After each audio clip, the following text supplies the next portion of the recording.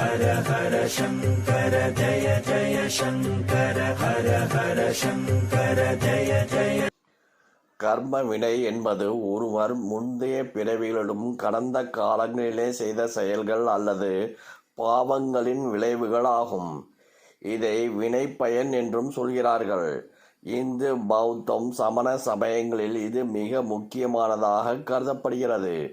கர்ம வினைகளே நம்முடைய தற்போதைய வாழ்க்கை மற்றும் எதிர்காலத்தை தீர்மானிப்பதாக நம்பப்படுகிறது. கர்ம வினைகள் என்பது சஞ்சித கர்மா, பிராரப்த கர்மா, ஆகாமிய கர்மா என்று 3 வகையாக சொல்லப்படுகிறது. கர்ம வினைகளே நம்முடைய இன்ப துன்பங்களுக்கு காரணம் என்று சொல்லப்படுகிறது. இவற்றில் இருந்து விடுபட நாம் சில தர்ம காரியங்களில் ஈடுபட வேண்டும் என சாஸ்திரங்கள் சொல்கின்றன. இவற்றில் எது முடிகிறதோ அதை முடிந்தவரை ஸ்ரத்தையுடன் செய்வது சிறப்பு.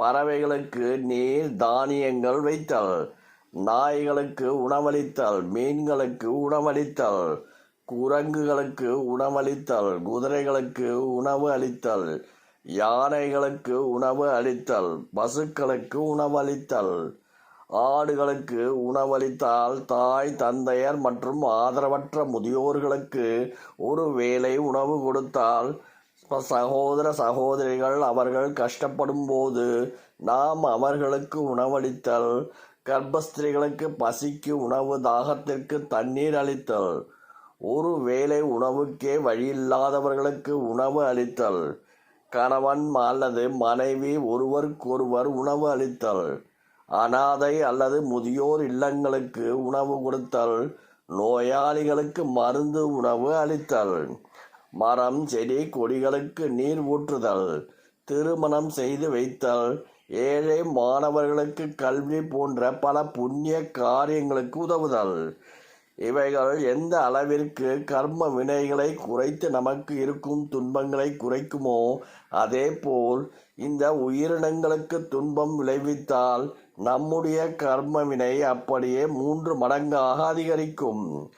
கோவிலில் சுற்றித் திரியும் மயில்கள், காகம், சேவல், கோயில் யானை, கோவில் குளத்தில் உள்ள மீன்கள், கோயில் பூசாரி ஆகியோருக்கு உணவளிப்பதும் கர்ம வினைகளை குறைக்க உதவும் செயல்களாகும்.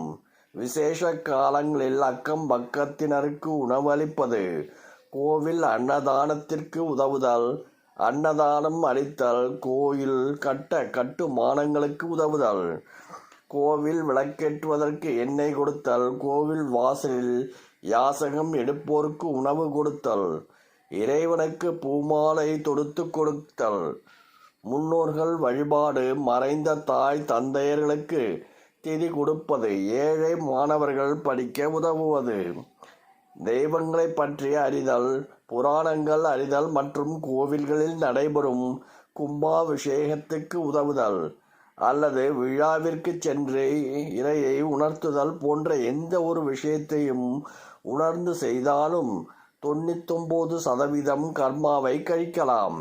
மேலே குறிப்பிட்டவை அனைத்தும் முன் ஜென்மத்தில் செய்த கர்மாவை கழிக்கவே.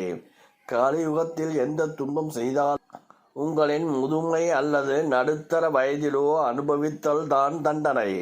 அனுதினமும் இறைவனை நினைத்து தர்ம காரியங்களில் அவ்வப்போது செய்து கிடைத்த நேரத்தில் இறைவனின் நாமங்களை நினைத்து நமது முன்னோர்கள் சொன்ன வழியை பின்பற்றி வாழ்வதே சிறந்தது. ஹர ஹர சங்கர ஜய ஜய சங்கர ஹர ஹர சங்கர ஜய ஜய